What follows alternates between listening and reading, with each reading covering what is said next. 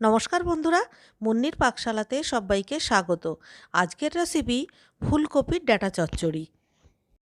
শীতকালে খুব টাটকা টাটকা ফুলকপি পাওয়া যায়, আর সেই ফুলকপির সাথে যে ডাঁটাগুলো থাকে সেগুলোও কিন্তু খুবই টাটকা হয়।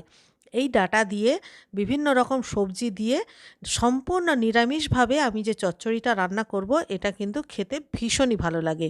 ভাত রুটি দুইয়ের সঙ্গেই ভালো লাগে। আসুন তাহলে রেসিপিটা দেখে নেওয়া যাক।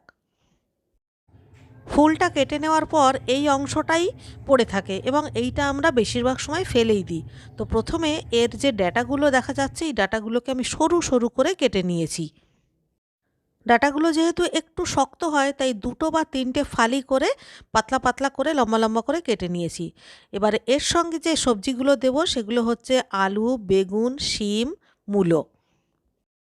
এগুলোকেও দেখুন আমি একই রকমভাবে লম্বা লম্বা করে কেটে নিয়েছি।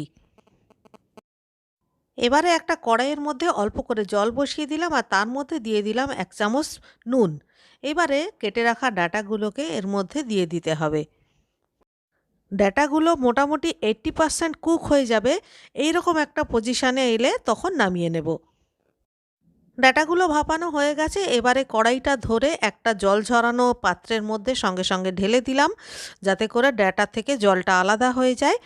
এবারে মেন রান্নায় চলে আসছি। কড়াইতে 1 চামচ মতো সর্ষের তেল দিয়ে দিলাম। এবারে এর মধ্যে 1 মুঠো বড়ি দিয়ে ভালো করে ভেজে তুলে নিতে হবে। আর বড়ি ভাজার সময় কিন্তু একটু খেয়াল রাখতে হবে, বড়ি কিন্তু কখনো ফুল আঁচে ভাজতে হয় না। মোটামুটি মিডিয়াম আঁচে হালকা লাল করে বড়িগুলোকে ভেজে আমি তুলে নেব। এবারে এই কড়াইতে আরও 2 চামচ সর্ষের তেল দিয়ে দিলাম। এবারে এর মধ্যে 5 ফোড়ন আর শুকনো লঙ্কা ফোড়ন দিয়ে দেব। ফোড়নটা যখন একটু ভাজা ভাজা গন্ধ বেরোবে, তখন প্রথমেই কেটে রাখা আলুগুলোকে দিয়ে দেব। 1 মিনিট মতো আলুগুলোকে একটু সাঁতলে নিতে হবে। মোটামুটি হালকা একটা কালার এসে গেলেই বাকি যে সবজিগুলো কেটে রেখেছি সেগুলোকে দিয়ে দিতে হবে। মানে সিম, বেগুন, মূলো সব সবজিগুলো দিয়ে দিলাম। এইবারে সমস্ত সবজি হাই ফ্লেমে একটু ভাজা ভাজা করে নিতে হবে, এই 1 মিনিট মতো। এবারে এর মধ্যে স্বাদমতো নুন, পরিমাণ মতো হলুদ আর 1 চামচ ভর্তি ভর্তি শুকনো লঙ্কার গুঁড়ো দিয়ে দিলাম। একটু নাড়াচাড়া করেই ওপর থেকে ভাপিয়ে রাখা ডাঁটাগুলোকে দিয়ে দিতে হবে। এইবারে সমস্ত সবজি এবং মশলা খুব ভালো করে কষিয়ে নিতে হবে, মোটামুটি 2 মিনিট মতো।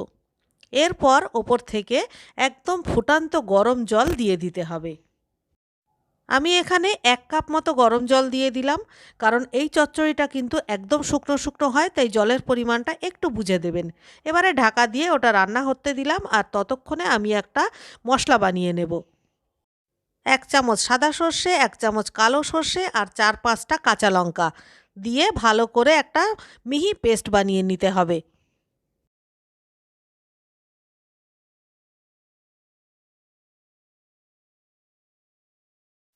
এদিকে তরকারিটা দেখুন, সমস্ত সবজি কিন্তু 80% কুক হয়ে গেছে। এখন অল্প অল্প ঝোল রয়েছে, এর মধ্যেই ভেজে রাখা বড়িগুলোকে দিয়ে দেওয়া হবে। এইরকম ঝোল অবস্থায় বড়িগুলো দিলে বড়িগুলো ঠিকঠাক নরম হবে, সুসেদ্ধ হবে। আরও 4-5 মিনিট রান্না করে নেওয়ার পর এবারে দেখুন বড়ি এবং সমস্ত বাকি সবজি সব সুসেদ্ধ হয়ে গেছে। এবারে এর মধ্যে বেটে রাখা সর্ষে কাঁচা লঙ্কা বাটাটা দিয়ে দিলাম, আর মিক্সির বাটিটা ধুয়েও একটু জল দিয়ে দিলাম। ভালো করে নাড়াচাড়া করে মিশিয়ে দিয়ে ঢাকা দিয়ে কিছুক্ষণ রান্না করতে দিচ্ছি। আর এই সময়ের মধ্যে মিক্সির জারের মধ্যে একটা বড় পাকা লাল টমেটো দিয়ে দিতে হবে, দিয়ে টমেটোটার একটা ফাইন পেস্ট করে ওপর থেকে দিয়ে দিতে হবে। ভালো করে নাড়াচাড়া করে আবারও ঢেকে দিয়ে রান্না করতে হবে 2-3 মিনিট মতো।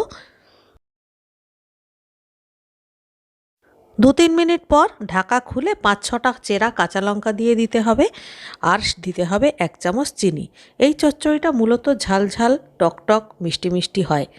তো ভালো করে নাড়াচাড়া করে এইবারে আর ঢাকা দেওয়া চলবে না। এবারে গ্যাসের ফ্লেমটা একদম হাইতে করে দিয়ে চচ্চড়িটা নেড়ে চেড়ে শুকনো করে নিতে হবে। তৈরি হয়ে গেল দারুণ স্বাদের কপির ডাঁটার চচ্চড়ি। এখন শুধু গরম গরম ভাতের সঙ্গে সার্ভ করুন। আর রেসিপিটা ভালো লাগলে বরাবরের মতো একটা লাইক করবেন, কমেন্ট করে আমাকে জানাবেন। আর আপনি যদি আমার চ্যানেলের নতুন বন্ধু হয়ে থাকেন তাহলে চ্যানেলটিকে সাবস্ক্রাইব করে প্লিজ আমার পাশে থাকবেন। তাহলে আজকের মতো এই পর্যন্ত। দেখা হচ্ছে পরবর্তী ভিডিওতে আবার একটা নতুন রেসিপির সাথে নিয়ে। ততক্ষণের জন্য সবাই ভালো থাকবেন, সুস্থ থাকবেন।